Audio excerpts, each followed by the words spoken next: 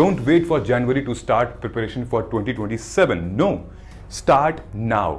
नया साल आने के बाद ऐसा नहीं आपके माइंडसेट चेंज हो जाएगा, आपकी परिस्थितियां ठीक हो जाएंगी. No. Phase 1 starts from Jan to June which is the foundation phase and लगभग हमारे पास 181 डेज. जो लोग 500 से नीचे की रैंक ले आते हैं वो लोग फिर से एग्जामिनेशन देते हैं. वो ऑलरेडी सेलेक्टेड हैं एग्जाम में, प्री मेंस इंटरव्यू पार कर चुके हैं एंड देन रीअपियरिंग, और आपका तो पहला अटेम्प्ट है. आप यहां से हम अपनी आंसर राइटिंग और पीवाईक्यू बेस्ड नोट मेकिंग यहां से करेंगे. तो आपके ऑप्शनल का शेड्यूल था वो सीसैट ले लेगा. तो सिलेबस को डिकोड करेंगे, फिर प्रीवियस ईयर क्वेश्चन पेपर को डिकोड करेंगे, रिसोर्स निकालेंगे अपना, और फिर हम मॉक टेस्ट देंगे. फिर हम देखेंगे कि यार अब तुम्हारे लिए क्या काम कर रहा है. रिवाइज करने का मतलब ये नहीं है कि वापस से हम जाके फिर से पूरा पढ़ें जो जो हमने लिखा है. नहीं, चेक तो करें टेस्ट के थ्रू, पीवाईक्यू के थ्रू, कि जब भी तुम्हें लगे इस प्रिपरेशन में एक तरफ कुआं और दूसरी तरफ खाई है, तब याद रख लेना तुम्हारा एक बड़ा भाई है जो कि तुम्हें मार्गदर्शन दिलाने की कसम खाई है. If you are preparing for UPSC 2027 then you only have 1 year, 5 months and 25 days left, which is equal to 533 days. First of all, I would like to congratulate you that you are preparing for UPSC CSE 2027, and for that you have clicked this video so that you will understand how should I go about it. अब से लेकर pre तक किस तरीके से हम prepare करेंगे, prelims को कैसे करेंगे, मेंस को कैसे करेंगे, स्ट्रैटेजी क्या होनी चाहिए, रिसोर्सेज क्या होने चाहिए. We are going to talk about this in detail. So hello everybody, I am Siddharth, founder and mentor at Margdarshan IAS. Jai Hind. Without wasting time, let us get started. So, the real game in this preparation is the next 1 year. Honestly speaking, December 2025 से लेकर December 2026 तक. अब आप पूछोगे कि दिसंबर तो खत्म होने वाला है, बट खत्म हुआ नहीं है. माइंडसेट में आपको चेंज करना है. Don't wait for January to start preparation for 2027. No, start now. नया साल आने के बाद ऐसा नहीं आपके माइंडसेट चेंज हो जाएगा, आपकी परिस्थितियां ठीक हो जाएंगी. No, you have to start right now. I am telling you, and आपको करना क्या है वो मैं आपको डिटेल में बता रहा हूं. We have divided the entire December to December phase into 3 phases. Foundation phase Jan to June, then intensive study phase July to December, and then revision and mock pre oriented phase again Jan to May 2027. All right. So in this video, we are going to talk about, I'll give you timetable. I'll give you how to complete that timetable. I'll also tell you the reality of UPSC and then approach pre and mains, then resources and revision. The entire schedule, I have decoded it, and the scientific approach I have applied where the entire syllabus you can revise 3 times. I'll tell you how you will revise 3 times. Okay. सो जनवरी से लेकर मई तक आप 3 बार revision करोगे, मैं आपको detail में भी बताऊंगा. ओके, सबसे पहले I would request you to kindly watch this video till the end. Why? देखो, अगर तुमने पैसा पे किया होता तो वीडियो कैसी भी है तुम एंड तक देखते, right? Because this is on YouTube, you have chance to skip. Don't do this. Okay, consider कि तुमने पे कर दिया है, and consider this is your first orientation session of a new batch.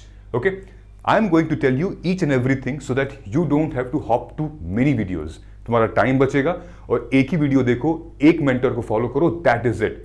ठीक है. सो इसी से रिलेटेड हम लोगों ने अपना प्रोग्राम भी लॉन्च किया हुआ है, and the second official batch of UPSC CSE 2027. Obviously it is going to start in January, but you need to fix some things in December as well. जनवरी से तो हम स्टार्ट करेंगे, प्लानिंग, एग्जीक्यूशन सब हम अभी डिसाइड कर लेंगे दिसंबर महीने में. सो हमारा MAGP Margdarshan assessment and guidance program for Hindi and English medium is this, and then mains guidance program for 2027 Hindi and English is this. आपको हमारे मोबाइल ऐप पे जाके इंस्टॉल करके स्टोर सेक्शन में जाके आपको एनरोल कर लेना है. नीचे कमेंट सेक्शन में गूगल फॉर्म, उसको फिल कर सकते हो आप अगर आप 1-to-1 मेंटोरशिप वाला बैच चाहिए तो. ऑलराइट, पर्सनल मेंटोरशिप मैं ही रहूंगा वहां पे. You can use this codes to get a discount. UPSC 2027 maximum discount मिलेगा आपको. कंप्लीट प्री मेंस की preparation, 1-to-1 mentorship, monthly prelims strategy, main strategy, हर 10-15 दिन पे मेरे से आपकी बात होगी, and then evidence based approach, PYQ, current affairs, everything you will get. Alright, चलो. So the entire phase we have divided into 4 parts. The journey has been divided into 4 parts. Number 1, phase 1.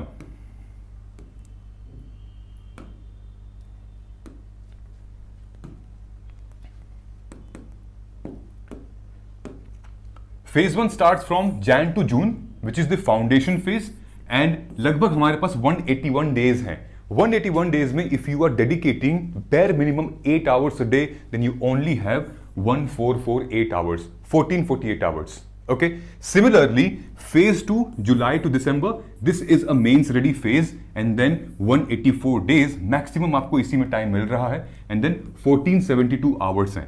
then phase 3 Jan 2 में जहां पे हम pre ready होंगे and then 144 days यहां मिल रहे हैं हमें, then 1152 आवर्स यहां मिल रहे हैं। ये जो फेज है वो हमारा मेंस का फेज है। जब आप प्री क्लियर कर लेंगे तो मेंस का फेज है जहां पर आपको सिर्फ और सिर्फ 88 डेज मिल रहे हैं। अभी हम इसके बारे में नहीं बात करेंगे, पहले हम अपने फेज 1 और फेज 2 को इतना स्ट्रॉन्ग करेंगे ताकि हमारी प्री की प्रिपरेशन में कोई भी स्ट्रेस ना हो और मेंस की प्रिपरेशन हम पहले ही कर लेंगे। ओके, कैसे करना है I am going to tell you now. So in your entire journey you only have 509 days this जनवरी से लेकर मई तक 2027 आपके पास सिर्फ 509 दिन बचे हुए हैं। And if I multiply 509 days into 8 hours then you will only have 4000 hours, 4027 hours if you are full time preparing. Okay, इसी में तुम्हें सब कुछ करना है, इसी में तुम्हें प्री निकालना है, मेंस की तैयारी करनी है, revision, mock test, answer writing सब इसी में करना है। And if you are working or college, then I will multiply 509 with 5 hours, then you get this number, 2548 hours यही बचे हुए हैं। ठीक है, मैं आपको ऐसे बताता हूं कि तुम पूरे 509 दिन में कितने घंटे सोओगे पता है? 3054 घंटे, 3000 hours you will sleep. What you get, उसके बाद 4000 तुम्हें ये मिलते हैं। समझ में आ रहा है? तो आपको किस तरीके से अपनी प्रिपरेशन शेप करनी है, एक एक घंटे का हिसाब रखना पड़ेगा बेटा। एक एक घंटे का तुम्हें करना क्या है, क्योंकि रोज एक एक घंटा माइनस हो रहा है इसमें से, रोज, वो भी बैकवर्ड। 26, 25, 23, 24, 20, 3000 होंगे, 2000 होंगे, समझे? सो ध्यान से हमें प्रिपेयर करना है ताकि आगे जाके परेशानी ना हो।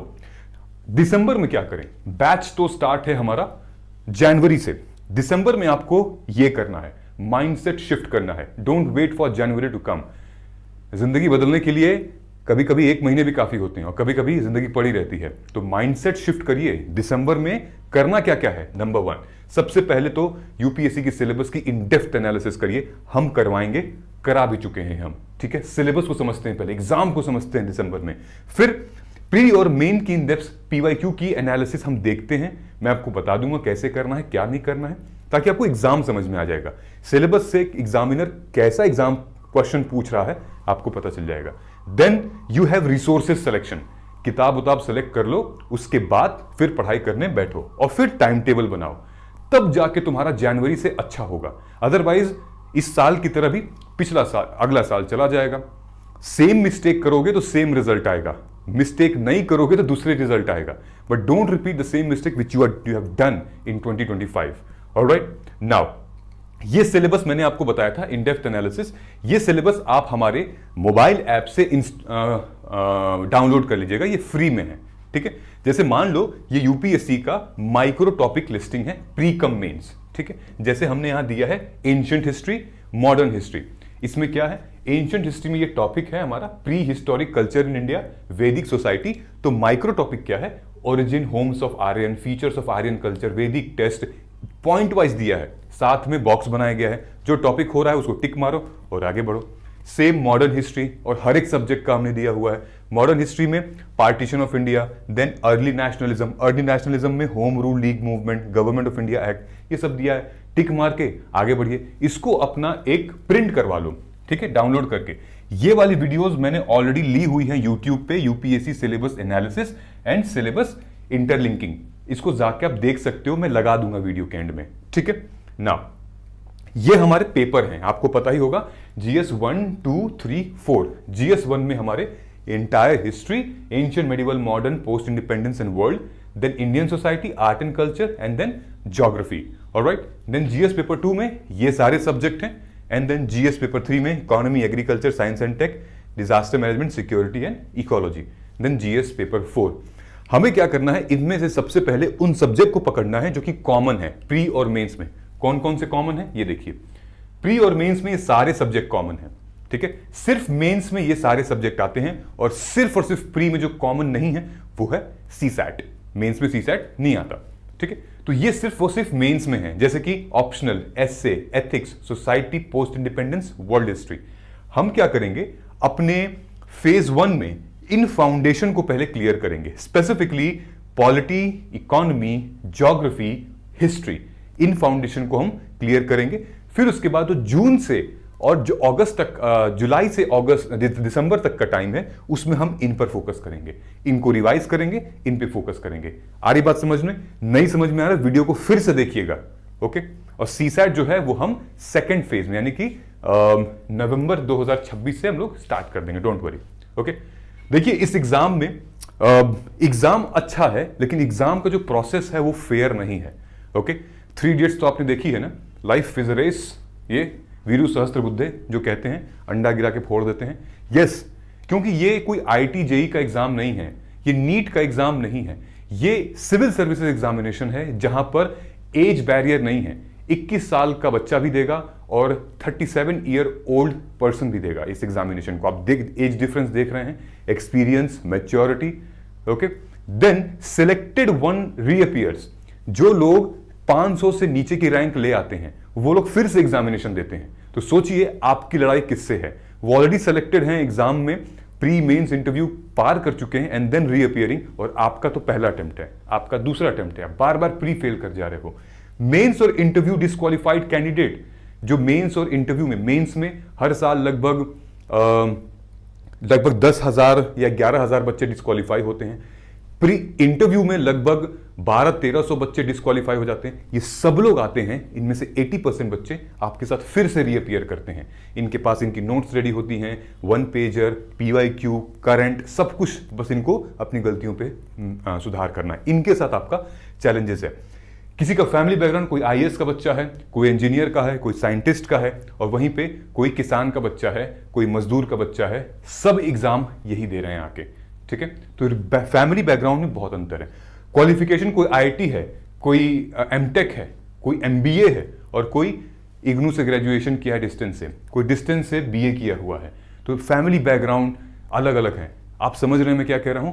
आपको इस पूरे एग्जाम में अपने ऊपर फोकस करना पड़ेगा, तभी हो पाएगा, अदरवाइज नहीं हो पाएगा, ठीक है। नाउ अब हम लोग फेज स्टार्ट करते हैं। सो स्टार्टिंग फ्रॉम फेज 1 जो 181 डेज का है, करना क्या है आपको इसमें, जनवरी से हम लोग एक एक सब्जेक्ट उठाते हैं, पॉलिटी और अपने ऑप्शनल। आपको अपना ऑप्शनल दिसंबर में डिसाइड कर लेना है, रिसर्च करिए, ऑप्शनल डिसाइड करिए। पेपर 1 आपको पढ़ना है आराम से जून तक, यानी कि वीकेंड में सैटरडे संडे आप पेपर 1 पढ़िए अपने ऑप्शनल का, और एक सब्जेक्ट ये लेकर चलिए, पॉलिटी को अच्छे से पढ़ते हैं, ठीक है। फिर आपको करंट अफेयर भी, यानी कि डेली न्यूज एडिटोरियल आपको फॉलो करने हैं, न्यूज़पेपर की हैबिट डालिए, ऑलराइट। 2 महीने लगेंगे, 3 महीने लगेंगे, 4 महीने लग सकते हैं, लेकिन जिस दिन हैबिट आ गई न्यूज़पेपर की, डिकोड करना सीख गए, तुम्हें मैगजीन का फिर लोड नहीं रहेगा, ऑलराइट। एंड देन आपको प्रैक्टिस करने शुरू करने क्वेश्चंस। जैसे ये पॉलिटी खत्म होने वाला होगा, प्रैक्टिस करिए। फेब में इकोनॉमी, और इकोनॉमी इसलिए फेब में रखी है क्योंकि बजट वगैरह आता है, तो थोड़ा समझना, बहुत सारी वीडियोज आती हैं, देख लो, ठीक है। इकोनॉमी आपको समझ में आ जाएगा। मार्च में ज्योग्राफी कर लो, ठीक है, यानी कि NCERT plus standard, NCERT plus standard, इसमें भी NCERT plus standard book. History भी आप अप्रैल में कर लो, फिर मई में एनवायरमेंट, जून में साइंस एंड टेक, ये सब आप कर लो। देखो यहां तक, ठीक है, एक एक महीने में लेकर चलो। अच्छा, नेक्स्ट फेज में हम क्या है, नेक्स्ट फेज में जहां पर हमारे पास इतने घंटे हैं, सबसे बड़ा टाइम है हमारे पास, जुलाई में हम स्टार्ट करेंगे एथिक्स और गवर्नेंस। देखो ये मिलता जुलता है, इसके कई सारे टॉपिक एथिक्स में भी आते हैं, गवर्नेंस के भी कई सारे टॉपिक आते हैं। जब सिलेबस देखोगे तो आपको आइडिया लग जाएगा, ओके। और यहां से अपना ऑप्शनल 2 स्टार्ट कर सकते हो, पेपर नंबर 2, ठीक है। तो पेपर 1 की यहां रिवीजन भी होती रहेगी, आप आंसर राइटिंग के फॉर्म में करते रहोगे, और ऑप्शनल 2 स्टार्ट कर सकते हो वीकेंड पे। अगस्त में फिर पॉलिटी के साथ साथ आप IR और सिक्योरिटी पढ़ोगे। सितंबर में ज्योग्राफी का रिवीजन होगा, तो डिजास्टर मैनेजमेंट भी कवर होगा। अक्टूबर में सोसाइटी और जस्टिस यहां चलेगा। नवंबर में हिस्ट्री रिवीजन होगा, पोस्ट इंडिपेंडेंस और वर्ल्ड हिस्ट्री अपना चलेगा, बाकी का आप रिवीजन करते रहोगे। और दिसंबर में इकोनॉमी एंड एग्रीकल्चर, ओके, ये हमारा सेट हो गया। बाकी हमारा news analysis, practice question, answer writing हमारी यहीं से स्टार्ट हो जाएगी। यहां से हम अपनी आंसर राइटिंग और PYQ बेस्ड नोट मेकिंग यहां से करेंगे। ओके, समझ में आ गया? ये हमारा हो गया फेज 2, ठीक है, जहां पे मेंस रेडी होंगे। उसके बाद आ गया हमारा प्री ओरिएंटेड। ये प्री ओरिएंटेड यानी कि जो आपके ऑप्शनल का शेड्यूल था वो सीसैट ले लेगा। ओके, सारे वीकेंड पे अब वो सीसैट आ जाएगा। आपके पास 5 महीने है, अच्छा खासा टाइम है, पढ़ सकते हो आप, ठीक है। करंट अफेयर तो हमारा वीकेंड पे चलता ही रहेगा, साथ में अब हम रिवीजन करेंगे। जैन में पॉलिटी इकोनॉमी, ठीक, फेब में ज्योग्राफी और हिस्ट्री, मार्च में ये सब्जेक्ट, और फिर हमने ये क्यों रखा है साइंस एंड टेक, एनवायरमेंट और IR, ये क्यों रखा है यहां पे? क्योंकि टुवर्ड्स द एंड ये डायनेमिक है, करंट बेस्ड है, तो आपको पता चल जाएगा कि यार एक साथ सारी न्यूज पढ़ लेते हैं, ठीक है। और फैक्ट्स बहुत ज्यादा हैं तो रटना थोड़ा सा चैलेंजिंग हो जाता है। आई बात समझ में? तो ये आप कर सकते हो। उसके बाद फिर मई में एग्जाम ही है हमारा। अप्रैल और मई में हम रिवीजन लगभग हमने सोचो अलग से स्लॉट निकाल के रखा है, अप्रैल और मई का कंप्लीट रिवीजन, अगर आप अभी से ऐसे फॉलो करते हो तो, ठीक है। अब देखिए अप्रोच क्या होनी चाहिए हमारी। अब ये तो मैंने आपको टाइम टेबल बता दिया, करना कैसे है।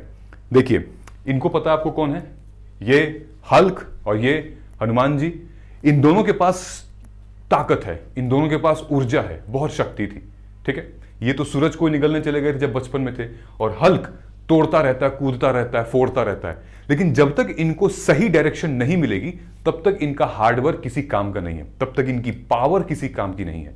यही आपके साथ है, आपके पास भी एनर्जी है, आपके पास भी विजन है, आपके पास भी पावर है, लेकिन अगर मार्गदर्शन नहीं मिला तो फिर कुछ नहीं।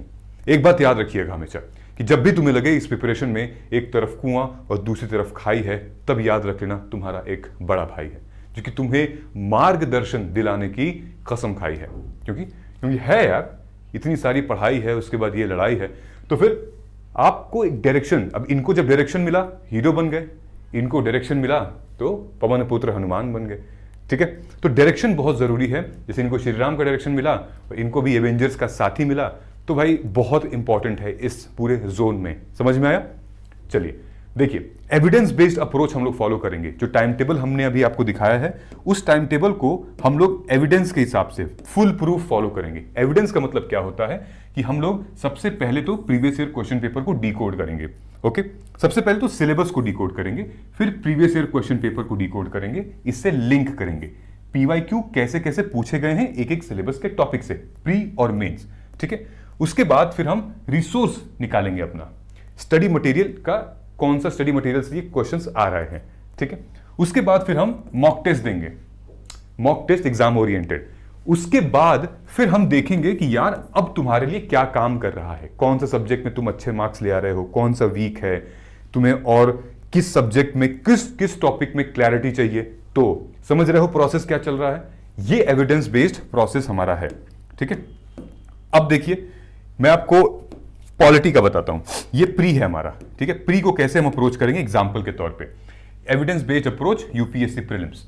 अब तक यूपीएससी के प्री में पिछले 16 सालों में ये क्वेश्चंस, मतलब इन सब्जेक्ट से ये वेटेज रहा है। जैसे हिस्ट्री का जो वेटेज है सबसे ज्यादा है पिछले 16 सालों में, फिर इकोनॉमी ऑलमोस्ट बराबर ही है, फिर polity and then current affairs. Current affairs हमारी स्कीम, कुछ प्लेसेस इन न्यूज वगैरह आ गई, ठीक है, सोशल इश्यूज वाले क्वेश्चंस आ गए वगैरह, ये सब।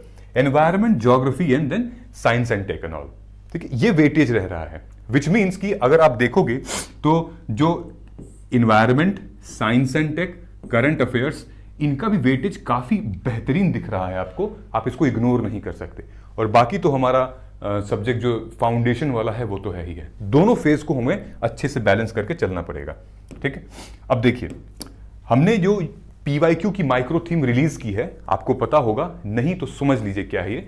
यूपीएससी के प्रीवियस क्वेश्चन पेपर पिछले 16 साल के प्रीलिम्स के PYQ की माइक्रो थीम रिलीज की हमने, जिसमें लेवल 4 जो है वो ये बताता है कि पॉलिटी से 76 थीम के ऊपर क्वेश्चंस पूछे गए अलग अलग। वो लिस्ट है हमारे पास, आपको डाउनलोड कर लीजिएगा, आपके कोर्स में तो मिलेगा ही मिलेगा। हिस्ट्री में 77, ऐसे करके IR तक 31 क्या है थीम्स पूछी गई हैं, जो कि पिछले 16 सालों में ऑल टुगेदर 423 थीम पूछी गई है पिछले 16 सालों में, ठीक है। यही आपको पढ़ना है एग्जाम ओरिएंटेड प्री के लिए, ठीक है। और ये हमारी माइक्रो थीम है, छोटी छोटी माइक्रो थीम है, वो मैं आपको बता दूंगा आगे, ठीक है, ये मैंने लॉन्च किया था, जो कि आप यूपीएससी प्रीलिम्स 2010 से 2025 आप डाउनलोड कर सकते हैं। ठीक है, ये आप इजीली डाउनलोड कर सकते हैं हमारे मोबाइल ऐप में जाके। फॉर एग्जांपल पॉलिटी मैंने आपको बताया है, तो देखिए ये सारे चैप्टर्स हैं, इनसे क्वेश्चंस आते हैं। ठीक है, चैप्टर जैसे फंडामेंटल राइट से 16 सालों में 20 क्वेश्चन पूछे गए हैं, 19 माइक्रो थीम है। ठीक है, DPSP directive principles of state policy 16 सालों में 11 क्वेश्चन पूछे गए हैं, 16 थीम है। ऐसे करते हुए प्रेसिडेंट, गवर्नर, इलेक्शन, ऐसे करते करते करते करते करते कुल मिला के 239 क्वेश्चंस पूछे गए हैं पॉलिटी में और 261 थीम के ऊपर। ओके, सो ये इंपॉर्टेंट है यहां पर क्वांटिफाई करना। आपकी प्रिपरेशन ऐसे ही होगी। मान लीजिए सबसे ज्यादा क्वेश्चन पूछा गया इसमें से 19, 18, एक तो फंडामेंटल राइट, दूसरा philosophical understanding of the constitution. ठीक है, और फिर उसका यूनियन एंड स्टेट लेजिस्लेचर। ठीक है, ये 3 आपके हाई प्रायोरिटी टॉपिक हैं, एचपी हैं, इनको हमें मिस करना ही नहीं है।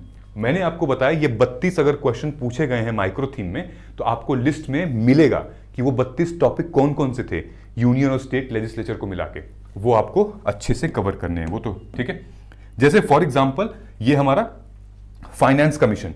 ठीक है, फाइनेंस कमीशन ऑलरेडी क्वेश्चन 2012 में आ चुका है 13 फाइनेंस कमीशन से। ठीक है, 2015 में आ चुका है 14th फाइनेंस कमीशन से, और 2023 में 15th फाइनेंस कमीशन से क्वेश्चन आया है। ठीक है, फिर उसके बाद 2025 में इस साल ऑलरेडी 15th फाइनेंस कमीशन से क्वेश्चन पूछा जा चुका है। तो आप देख रहे हो repeated question. Finance commission has been very very important part. और इससे पहले भी ये देखिए 2010 में फाइनेंस कमीशन, 2011 में फाइनेंस कमीशन के ऊपर क्वेश्चन पूछा गया है। तो पॉलिटी और इकोनॉमी का ये ब्लेंड है, वेरी वेरी इंपॉर्टेंट। यही सारी चीजें हम लोग आपको बताते हैं कि उस टॉपिक में अगर क्या पढ़ना है, तो इन सारे ऑप्शन को हम लोग डिकोड करते हैं, फिर आपको बताते हैं। ठीक है, यही पढ़ना है, इससे ज्यादा आपको नहीं पढ़ना है। ठीक है, ये देखिए ये मेंस में भी इंपॉर्टेंट था। मेंस में भी क्वेश्चंस पूछे गए थे 2013 में, 2021 में, 2018 में। जीएस पेपर 2 में मेंस में 14th फाइनेंस कमीशन से रिलेटेड, फाइनेंस कमीशन से रिलेटेड, 13 फाइनेंस कमीशन से रिलेटेड मेंस में क्वेश्चन पूछे गए थे। तो आप एक टॉपिक को कवर करो प्री मेंस, और दोनों तरफ आप जा सकते हो। समझ में आ रहा है? अब देखिए मेंस के लिए हम लोग कैसे कवर करेंगे, ध्यान दीजिएगा। सबसे पहले तो हम लोग क्या करते हैं, वेटेज। तो आप देख रहे हो जीएस 1, 2, 3, 4, ऐसे का भी 250 है, लेकिन इनमें से वेटेज किसका सबसे ज्यादा क्वेश्चन आ रहा है? ज्योग्राफी से 100 मार्क्स के, 250 मार्क्स का पेपर होता है हर एक जीएस, राइट? तो एथिक्स तो चलो मान लो हो गया, एथिक्स में इंपॉर्टेंट है आपका, थियरी है 120 की, 130 की आपकी केस स्टडी है। लेकिन ये जो सब्जेक्ट हैं जीएस के, इसमें से आपको प्रायोरिटी डिसाइड करनी पड़ेगी पढ़ाई करते वक्त कि आपको ज्योग्राफी पे ज्यादा फोकस करना है, क्योंकि ये और प्री का ज्योग्राफी मैक्सिमम क्वेश्चन आते हैं। सोसाइटी सिर्फ मेंस में है, तो आप इसको थोड़ा नीचे रख सकते हो प्रायोरिटी में। पॉलिटी 125 मार्क्स की है और प्री में भी पॉलिटी 10-15 क्वेश्चन आते हैं। तो ये जो है वेटेज के हिसाब से अपनी प्रायोरिटी सेट करेंगे तो एग्जाम में थोड़ा सा आपको फोकस्ड रहेंगे, टारगेटेड रहेंगे। ठीक है, मैंने लिस्ट भी रिलीज की थी 100 वेज यूपीएससी आस्क, ये पीडीएफ काफी चला था और आप इसको भी डाउनलोड कर सकते हो कि ये इंपॉर्टेंट कौन कौन से टॉपिक हैं जो कि यूपीएससी ने पूछे हैं पिछले 13 सालों में मेंस में। ठीक है, जैसे ये है पॉलिटी और कॉन्स्टिट्यूशन का, सबसे ज्यादा क्वेश्चन इससे पूछे गए हैं फेडरलिज्म, सेंटर और स्टेट रिलेशन से। ओके, उसके बाद पूछा गया है फंडामेंटल राइट, ओके, यानी कि कॉन्स्टिट्यूशन, बेसिक स्ट्रक्चर, फीचर, ये हाई प्रायोरिटी है। क्या क्या मेंस में पूछे गए हैं वो सब मैं आपको अंदर कोर्सेज में बताया हूं, समझाया हूं। ठीक है, अब जैसे ये एक टॉपिक है ज्योग्राफी का, ये मेंस का है। ठीक है, तो 2013 से लेकर 2025 तक क्लाइमेटोलॉजी, सबसे ज्यादा क्वेश्चंस कहां से पूछे गए हैं? नेचुरल रिसोर्सेज और पोटेंशियल, 2025 में भी 2 बार पूछा गया है इसको। ठीक है, उसके बाद आता है जियोमॉर्फोलॉजी एंड फिजिकल ज्योग्राफी, ये सबसे ज्यादा क्वेश्चन पूछे गए हैं, मेंस में पूछा गया है। ये कैसे क्वेश्चंस थे वो आप, इसकी मेंस की भी माइक्रो थीम है, मेंस की भी माइक्रो थीम है, और आप उसको जरूर जाके डाउनलोड कीजिएगा, बाय करिए, बहुत रेलेवेंट है। एक एग्जांपल दिखाता हूं कि मेंस के लिए हम अप्रोच कैसे करेंगे, कैसे हमें पता चलता है कि एग्जाम ओरिएंटेड पढ़ना है। देखो क्वेश्चन हमने लिया है 2019, 20, 22 और 23 का। सब्जेक्ट टॉपिक हमारा है फूड सिक्योरिटी, तो ज्योग्राफी से नीचे चलते हैं। ठीक है, 2019 में इकोनॉमी में पूछा गया था कि policy taken by the government of India to meet food processing sector. ठीक है, 2019 में पूछा गया। फिर 2020 में इकोनॉमी में ही पूछा गया, challenges and opportunities of food processing sector in the country, ठीक है। फिर 2022 में फिर से इकोनॉमी में पूछा गया, scope and significance of food processing in the industry in the country. फिर 2023 में ज्योग्राफी में पूछा गया, इंडिया नेट फूड इंपोर्टर से एक्सपोर्टर कब बन गया, ठीक। तो आप देख रहे हो food processing sector, food importer, ठीक है, देन उसके बाद food processing, then food processing and then food processing. Okay, so examiner wants you to understand कि हमारा जो फूड को हम एक्सपोर्ट इंपोर्ट कर रहे हैं, फूड को प्रोसेस कर रहे हैं, जो फार्म से फोक तक आ रहा है, आखिर कैसे आ रहा है, एग्रीकल्चर को कितना बेनिफिट मिल रहा है, किसान की इनकम बढ़ रही है कि नहीं बढ़ रही है, क्योंकि India is an agrarian economy. तो वो प्रोसेस कैसे काम चल रहा है आपका। अमूल अगर कोऑपरेटिव है, अगर दूध वहां पर देते हैं लोग, दूध का अगर इनपुट है तो आउटपुट क्या है, फूड प्रोसेसिंग क्या है, आपके यहाँ दही, दूध, मलाई कैसे आ रहा है, कितना अच्छे से पैक होके आ रहा है, क्या डिमांड है उसकी, ये, ठीक है। इंडिया की इकोनॉमी क्या है फूड प्रोसेसिंग सेक्टर में। ऑलराइट, सो ये हमारा यूपीएससी का सिलेबस है। यहां पे लिखा हुआ है food processing sector related industries in India, scope, significance, location, upstream, downstream, requirement, supply chain management. Okay, ये ऑलरेडी दिया हुआ है हमारे ज्योग्राफी के सिलेबस में, ठीक है।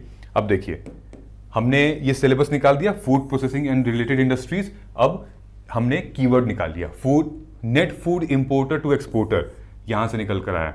फिर यहां से आया scope and significance of food processing industry, फिर फूड प्रोसेसिंग इंडस्ट्री का चैलेंजेस एंड अपॉर्चुनिटी, फिर फूड प्रोसेसिंग इंडस्ट्रीज का फिर से चैलेंजेस एंड प्रोसेसिंग सेक्टर पूछा गया है यहाँ पे। This is how you make notes and create content. समझ में आ रहा है, लिमिटेड। अब रही बात, लास्ट में हम लोग रिवीजन की कर लेते हैं। देखो रिवीजन का क्या फंडा है ना, कि अगर तुमने रिवीजन, मान लीजिए कि आपने पहले दिन रिवीजन किया, ठीक है, तो आपको पहले दिन तो सब कुछ याद रहेगा, ठीक है, मतलब इमीडिएटली तो आपको सब कुछ याद रहेगा। 20 मिनट बाद आपको 58%, 1 घंटे बाद 44%, और वैसे ही आपको 6 दिन बाद जो भी आपने पढ़ा है वो उसका 25% आपको रिकॉल रहेगा, और 31 दिन बाद आपको 21% रिकॉल रहेगा। ये रिकॉल वैल्यू है, देखिए ये गिर जाती है, इसको हमें गिरने नहीं देना है, इसको हमें रिवाइज करना है। जैसे 50% से नीचे जा रहा है या 40%, तो यहां पर हमें एटलीस्ट एक स्लॉट डाल देना है रिवीजन का। तो आप किसी का ब्रेन जो है वो 1 दिन का है, किसी का ब्रेन 7 दिन का, बेयर मिनिमम 7 डेज पे आप रिवीजन डाल लीजिए। एक अच्छी रिवीजन होगी, शायद 7 क्लियरिटी हो जाएगी। रिवीजन के लिए आप फ्लैश कार्ड यूज कर सकते हैं, नेमोनिक, माइंड मैप, देन पढ़ा सकते हैं किसी दूसरे को, पीवाईक्यू का टेस्ट दे सकते हैं, मॉक दे सकते हैं। ये सब रिवीजन करने के तरीके हैं। रिवाइज करने का मतलब ये नहीं है कि वापस से हम जाके फिर से पूरा पढ़ें जो हमने लिखा है, नहीं, चेक तो करें टेस्ट के थ्रू, पीवाईक्यू के थ्रू, और किसी को पढ़ा के भी हमें क्लैरिटी मिलती है। सबसे आसान तरीका है, अगर कोई भी चीज अगर आपको समझ में आ चुकी है और आपको पता नहीं कि मुझे समझ में आया है या नहीं आया है, किसी को समझा दो, एक्सप्लेन कर दो, अपने घर में मोबाइल पे कैमरा खोल के उसको एक्सप्लेन कर दो। सबसे सिंपल स्टेप है, ओके, और टेस्ट दे दो। This will increase your retention time. Alright, so this is it for now. I hope कि आपको क्लैरिटी मिल गई होगी। So welcome to Margdarshan IAS and we will see in you the another batch. ये batches जो कि ऑलरेडी अवेलेबल हैं, discount code UPSC 2027 है फॉर MAGP एंड MGP। मिलते हैं अगले वीडियो में। अगर आपने इस वीडियो को यहां तक देख लिया है तो एक फायर का निशान बना दीजिए और लिख दीजिएगा 2027 will be my year. 2027 will be my year, और उसी साल आप प्री भी क्लियर करेंगे, मेंस भी क्लियर करेंगे और इंटरव्यू कॉल आएगी आपको। अगर आपने यहां तक देख लिया है तो you are really going to rock this examination because you were really confused, और अब आपको पता चल गया है कि करना कैसे है। Okay, thank you so much. नीचे कमेंट सेक्शन में हमारा ऑलरेडी डिटेल दिया हुआ है, मेंटरशिप का लिंक दिया हुआ है, ज्वाइन कर सकते हैं। मिलते हैं अगले वीडियो में। नमस्कार, जय हिंद, जय भारत।